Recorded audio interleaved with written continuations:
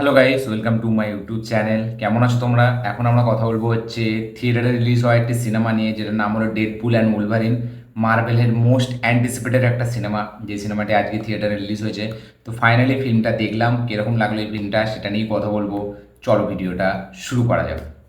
কেমন হলো Deadpool 3, Deadpool and Wolverine? সব থেকে প্রথম কথা, এই সিনেমাটি মানে বলা যায় একদিক থেকে যে এটা কিন্তু মার্ভেলের কামব্যাক ফিল্ম না। কারণ এই ফিল্মটা সেরকম একটা ফিল্ম হয়ে ওঠেনি যেটা একটা নো ওয়ে হোম ছিল, মানে আফটার এন্ড গেম বলা যায়, সেই রকম ফিল্ম একটা হয়নি, মোটেও হয়নি। তার পাশাপাশি এই ফিল্মটা যে একটা যেরকম হাইপ একটা ক্রিয়েট করা হয়েছিল যে ডেডপুল আর উলভারিন একসাথে, ঠিক আছে, মানে একটা ধামাকাদার ফিল্ম হবে, সেই এরকম এই ফিল্মটা কিন্তু সেটাও হয়ে ওঠেনি। কিন্তু আবার এটাও না যে ফিল্মটা খারাপ, ফিল্মটা কিন্তু থিয়েটারে দেখার মজাটা আলাদা, থিয়েটারের এক্সপিরিয়েন্সটা আলাদা। কারণ আমি থিয়েটারে দেখেছি, সেটার এক্সপিরিয়েন্স জাস্ট অন্য লেভেলের। মানে এই ফিল্মে যেটা স্ট্রং সব থেকে পজিটিভ জিনিস, সেটা হচ্ছে এই ফিল্মে হিউমার, এই ফিল্মে যে কমেডি, এটা দারুণভাবে ওয়ার্ক করে। থিয়েটারে আপনি যখন প্যাকড অডিয়েন্সের সাথে দেখবেন, সেটা জাস্ট আলাদা লেভেলে, মানে ব্যাপক একটা ম্যাজিক কাজ করে। কমেডিটা খুবই দুর্দান্তভাবে ডিজাইন করা হয়েছে এই ফিল্মটায়।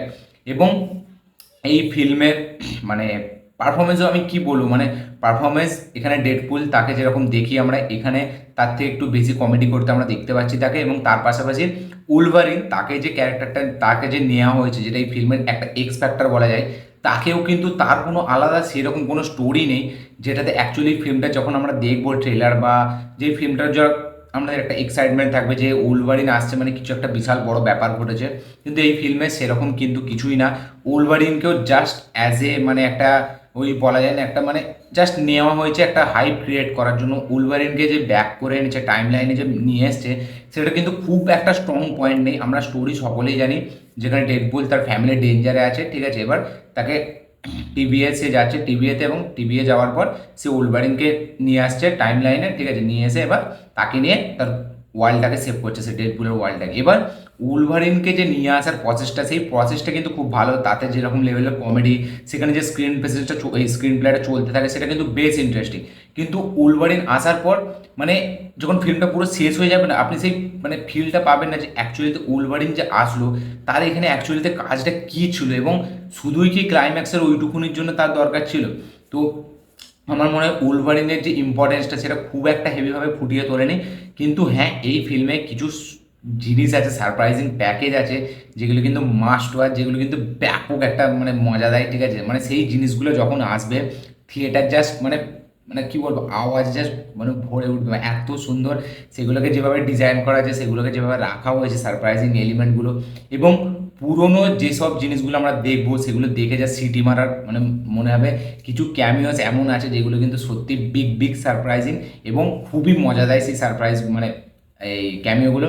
এবার হ্যাঁ, এই ফিল্মের যেটা আমার সব থেকে বেশি আমার অভিযোগ, সেটা হচ্ছে পোস্ট ক্রেডিট সিন, যেটা মার্ভেলের এতদিনের যে কটা ফিল্ম এসছে তার মধ্যে সব থেকে বাজে যদি কোনো পোস্ট ক্রেডিট সিন থাকে, সেটা হচ্ছে এই ফিল্মের ডেডপুল অ্যান্ড উলভারিনের। খুবই খাজা একটা, খুবই বেকার একটা পোস্ট ক্রেডিট সিন। এই ফিল্মে অ্যাজ স্টোরি কিছু নেই, ঠিক আছে, স্টোরি খুবই নর্মাল। এবং এই যতদিন দিয়ে মাল্টিভার্সের কনসেপ্টটা ঢুকেছে মানে মার্ভেলে, তারপর থেকে কিন্তু মানে মার্ভেলের ফেস অনেক খারাপ যাচ্ছে। একমাত্র এন্ড গেম বাদ দিয়ে তারপরে no way home, no way home চলেছিল অ্যাকচুয়ালিতে, যেখানে আমাদের পুরনো স্পাইডারম্যান, তাদের একটা ছিল, তাদের একটা ভাইবস ছিল, তাদের একটা নস্টালজিয়া ভ্যালু ছিল, সেই হিসাবে চলেছিল পুরনো যার ভিলেজ ছিল স্পাইডারম্যানে। কিন্তু মাল্টিভার্সের এই যে কনসেপ্টটা যে কটা সিনেমায় ইউজ হয়েছে, তারপর থেকে প্রত্যেকটা সিনেমা কিন্তু ট্র্যাশ হয়েছে। এই সিনেমাটাও আমি বলবো এই মাল্টিভার্সের কনসেপ্টটা ঢুকিয়ে আরও বেকার করেছে। এর থেকে বেটার যদি একটা নর্মাল স্ট্যান্ডার্ড ফিল্ম চলতো, সেটা অনেক ভালো মানে কাজ করতো। ফিল্মের স্টোরি কিছু নেই, ফিল্মে যে একটা জিনিস হচ্ছে, যে একটা সেটার একটা যে মোটিভ, সেটাও কিছু নেই।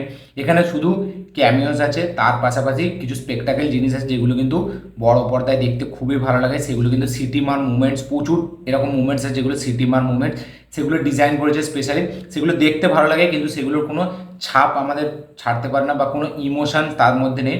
জাস্ট স্পেকটাকেল একটা দেখাতে হবে, যেহেতু ডেডপুলের ক্যারেক্টারটার কমেডি ভালো করে সে, এবং তার একটা ক্যারেক্টারের একটা আলাদা দিক আছে, তাই জন্য দেখাচ্ছে। এখানে অনেকগুলো ক্যারেক্টার আছে যাদেরকে জাস্ট এমনি ক্যামিও হিসাবে নেওয়া হয়েছে, তাদের সেরকম কোনো অ্যাজ সাচ কোনো কাজ নেই।